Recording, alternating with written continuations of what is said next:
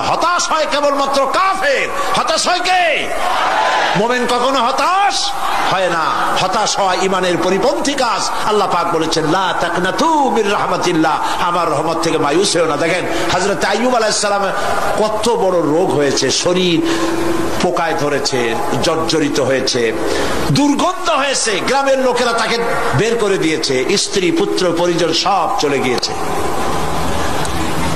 এমনকি জিহ্বায় যখন পোকা ধরল, হযরত আইয়ুব আলাইহিস সালাম আল্লাহ রাব্বুল আলামিনের দরবারে ফরিয়াদ করলেন, আন্নী মাসসানিয়াদ-দুররু ওয়া আনতা আরহামুর রাহিমিন। আয় আল্লাহ, আমি অসুস্থ হয়ে পড়েছি, আমি রোগাক্রান্ত হয়েছি, আর তোমার নাম রহমান রহিম, তুমি আমাকে রোগ মুক্ত করো। হযরত আইয়ুব আলাইহিস সালাম আল্লাহর দরবারে ফরিয়াদ করলেন, রব্বুল আলামিন সারা শরীরে পোকায় জর্জরিত হয়ে গেছে, এখন আমার জিহ্বায় পোকা ধরেছে, মাবুদ গো আমি তোমার কাছে ফরিয়াদ করি, আমার জিহ্বায় পোকা দিও না, কারণ জিহ্বাটাও যদি নষ্ট হয়ে যায় তাহলে তোমার মতো আল্লাহর জিকির আমি কি দিয়া করব।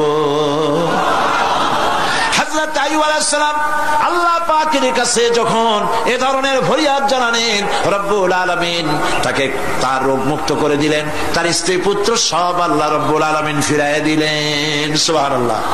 সুতরাং মুমিন ব্যক্তি, কোরআন শরীফে সব আছে, কোরআনের মতো শ্রেষ্ঠ ওয়াজের কিতাব পৃথিবীতে আর শুধু বোঝার দরকার। বিপদে যত বড় বিপদ আসুক, কোন বিপদে মুমিন ধৈর্য হারাবে না। হযরত ইয়াকুব আলাইহিস সালামের ছেলে ইউসুফ আলাইহিস সালামকে যখন তিনি হারায় ফেললেন, তিনি অধৈর্য হয়ে গেছিলেন নাকি? অধৈর্য হন নাই। কারণ আমি আমার বক্তৃতার সূচনায় বলেছি, আমরা কল্যাণ বুঝি না, অকল্যাণও বুঝি না। কোন বিপদ আসতে পরে আমরা হয়রান হয়ে যাই, কিন্তু বিপদের মধ্যে কল্যাণ আছে আমরা তা বুঝতে পারি না। কথা বুঝে আসছে? হযরত ইউসুফ আলাইহিস সালামকে কুয়ার ভিতরে ফেলে দেওয়া হলো। 11 ভাই মনে করেছে কুয়ার ভিতরে ফেলে দিয়া ইউসুফ আলাইহিস সালামকে মেরে ফেললাম, কিন্তু তারা বোঝে নাই আসল কামটা কি হয়েছে। এটা তো কুয়া নয়, এটা একটা টানেল, এটা একটা সুড়ঙ্গ। একদিকে কেনান হলো তার এক মুখ, ওই সুড়ঙ্গের এক মুখ হলো কেনানের। কেনান ইউসুফ আলাইহিস সালামকে ফেলে দেওয়া হলো কুয়ার ভিতরে মারার জন্য, কিন্তু আল্লাহ পাকের ইচ্ছা ইউসুফ আলাইহিস সালাম মরবে না। এই টানেলের অপর প্রান্ত মিশরের সিংহাসনের টানেলের এপার দিয়া ইউসুফ আলাইহিস সালামকে ঢুকালেন, অপর প্রান্তে মিশরের সিংহাসনে ইউসুফকে আল্লাহ বসাইয়া দিলেন। হযরত ইয়াকুব ছেলের জন্য অধৈর্য হলেন না। যখন তিনি খবর পেলেন ছেলে বাঘে খেয়ে ফেলেছে, তিনি তখন বলেছেন, ফাসাবুরুন জামিলুন আসাল্লাহু আইয়াতিয়ানি বিহিম জামিআ ইন্নাহু হুয়াল আলিমুল হাকীম। ফাসাবরুন জামিল, আমি উত্তম ভাবে ধৈর্য ধারণ করলাম, এবং আমি বিশ্বাস করি আল্লাহ রাব্বুল আলামিন আমার হারানো সবকিছু আমাকে ফিরাই দিবেন। বহু বছর পর যখন হযরত ইউসুফ আলাইহিস সালাম প্রেসিডেন্ট হয়েছেন মিশরের, 11 ভাই গেল সেখানে সাহায্য আনার জন্য। সেই ঘটনা তো শোনাবো না, এমনি বলে যাচ্ছি। এরপরে তিনি তাদেরকে পরিচয় দিলেন, ওরা ভয় পেয়ে গেল। তিনি বললেন, ভয়ের কোনো কারণ নাই, লা তাসরিবা আলাইকুমুল ইয়াউম, আজকে আমি কোনো প্রতিশোধ তোমাদের নেব না। সুবহানাল্লাহ। এর নাম পয়গম্বর, এর নাম কি? আল্লাহর নবী। আমি আজকে কোনো প্রতিশোধ তোমাদের নেব না, তোমরা যাও। পিতার অবস্থা তিনি জানলেন, কাঁদতে কাঁদতে পিতার চোখ দুটো নষ্ট হয়ে গেছে। ইয়াকুব আলাইহিস সালাম, হযরত ইউসুফ আলাইহিস সালাম বললেন, যাও। নিজের জামাটা খুললেন, গায়ের জামা খুলে বললেন, ভাইরা আমার এই জামা নিয়ে যাও, আর আমার আব্বার চোখের উপরে এই জামাটা রেখে দিও। ছেলেরা যখন হযরত ইউসুফ আলাইহিস সালামের জামা নিয়ে মিশর থেকে রওনা করেছে, গল্প নয়, উপন্যাস নয়, আল্লাহ পাক এই কোরআন শরীফে সূরা ইউসুফে বলেছেন জামা নিয়ে মিশর থেকে রওনা করেছেন। কোথায় মিশর আর কোথায় কেনান? কেনানে বসে হযরত ইয়াকুব আলাইহিস সালাম বলছেন, তোমরা যদি আমাকে মতিভ্রম পাগল যদি মনে না করো তাহলে একটা কথা বলি, আমার নাকে এখন আমি ইউসুফের গন্ধ পেতেছি। তোমরা যদি আমাকে মতিভ্রম না করো তাহলে আমি বলি আমি কিন্তু ইউসুফের গন্ধ পেতেছি। সুবহানাল্লাহ। হযরত ইউসুফ আলাইহিস সালামের জামা এনে ভাইরা যখন হযরত ইউসুফের চোখের উপরে রেখে দিলেন, হযরত ইয়াকুবের দুটো চোখ সাথে সাথে আল্লাহ ভালো করে দিলেন। ফাসবরুন জামিল, ধৈর্য ধরো। ইমানদার ব্যক্তি আশার উপরে তার জীবন বাঁচে, কারণ যত বড় বিপদ আসুক না কেন আশ্রয় পাওয়ার একটা জায়গা আছে, তার নাম হলো আল্লাহ। নাম কি? বলেন আল্লাহ। সবাই বলেন আল্লাহ, আল্লাহ, আল্লাহ, আল্লাহ। হযরত ইউনূস আলাইহিস সালাম মাছটাকে গিলে ফেলে দিল, মাছটাকে গিলে মাটির অতল তলদেশে চলে গেছে। এত বড় বিপদ পৃথিবীর কোন মানুষের হতে পারে নাকি? বলেন, কি বলেন? মাছের পেটের ভিতরে জানালা নাই, দরজা নাই, বেরোবার কোনো পথ নাই, মাছ গেছে পানির অতল তলদেশ।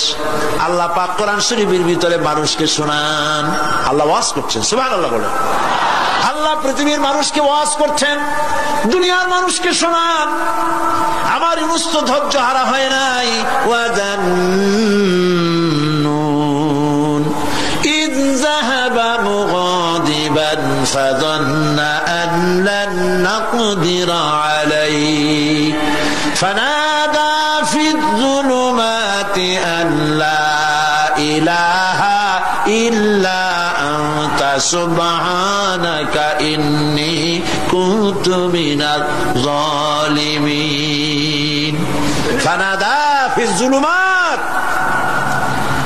জমায়ে কাসীর, ত্রিবিধ অন্ধকারের ভেতর থেকে হযরত ইউনূস আলাইহিস সালাম চিৎকার মারলেন। মাছের পেটের অন্ধকার, পানির অন্ধকার, রাতের অন্ধকার, ত্রিবিধ অন্ধকারের ভেতর দিয়ে মাছের পেটের মধ্য দিয়ে ইউনূস আলাইহিস সালাম চিৎকার মারলেন। অধৈর্য হন নাই, হার্ট ফেল করেন নাই। তিনি বলছেন, পড়েন আমার সাথে, লা ইলাহা ইল্লা আনতা সুবহানাকা ইন্নী কুনতু মিনাজ জালিমিন। তুমি ছাড়া কোনো ইলাহ নাই, কোনো উপাস্য নাই, মাবুদ নাই। তোমার পবিত্রতা ঘোষণা করছি, আমি জালিমদের অন্তর্ভুক্ত হয়ে গেছি। ইউনূস আলাইহিস সালাম যখন কাঁদতেছিলেন, আল্লাহ রাব্বুল আলামিন সেই কান্না শুনেছিলেন কিনা? বলেন, শুনছিলেন কিনা? শুনতে পেয়েছিলেন কিনা? পানির ভিতরে কেউ শোনে নাই, মাছের পেটের ভিতরে ইউনূস আলাইহিস সালাম কিভাবে চিৎকার করছেন, মাছের পেটের ভিতরের আওয়াজ পানির ভিতরে কেউ শোনে নাই, জমিনের কেউ শোনে নাই, অন্তরিক্ষে কেউ শোনে নাই, সাত আকাশের ভিতরে কেউ শোনে নাই, কিন্তু আরশে আজিমের মালিক আল্লাহ রব্বুল আলামিন শুনতে পেয়েছেন। সঙ্গে সঙ্গে রব্বুল আলামিন জবাব দিলেন, ফাস্তাজাবনা লাহু ওয়া নাজ্জাইনাহু মিনাল গাম্মি ওয়া কাযালিকা নুনজিল মুমিনিন। পড়েন, ফাস্তাজাবনা লাহু ওয়া নাজ্জাইনাহু মিনাল গাম্মি ওয়া কাযালিকা নুনজিল মুমিনিন। আমি ইউনূসের ডাকের জবাব দিলাম। কে বলতেছেন? বড় করে বলেন, কে বলছেন? আল্লাহ। সুবহানাল্লাহ। আপনারা কি ভয় পাইছেন? ভয় পেয়েছে মুসলমান? আল্লাহ রাব্বুল আলামিন বলেন, আমি আমার ইউনূসের ডাকের জবাব দিলাম। শুধু জবাব দেই নাই, আমি ইউনূসকে তার মাছের পেটের ভিতর থেকে বাঁচাই দিলাম। মাছের পেটের মধ্যে বেদনা শুরু হয়ে গেল, এমন বেদনা হয়েছে মাছ এখন বমি না করে পারে না। কথা বুঝতে পেরেছেন?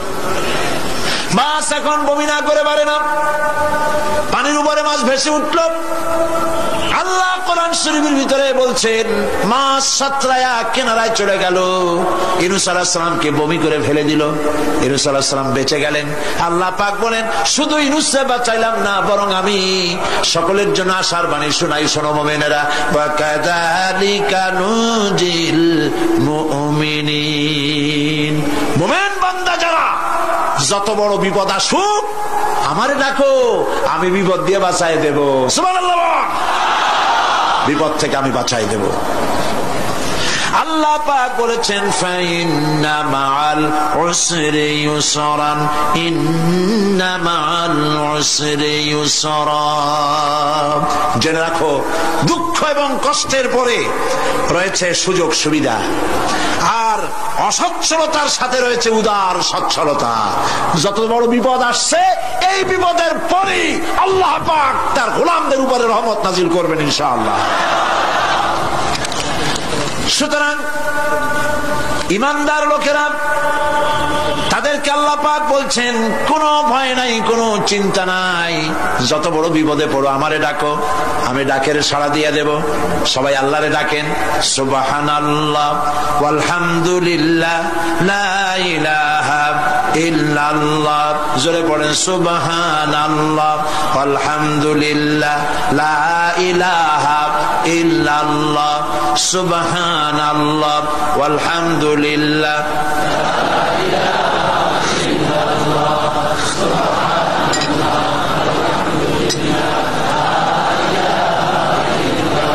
লা ইলাহা ইল্লাল্লাহু মুহাম্মাদুর রাসূলুল্লাহ।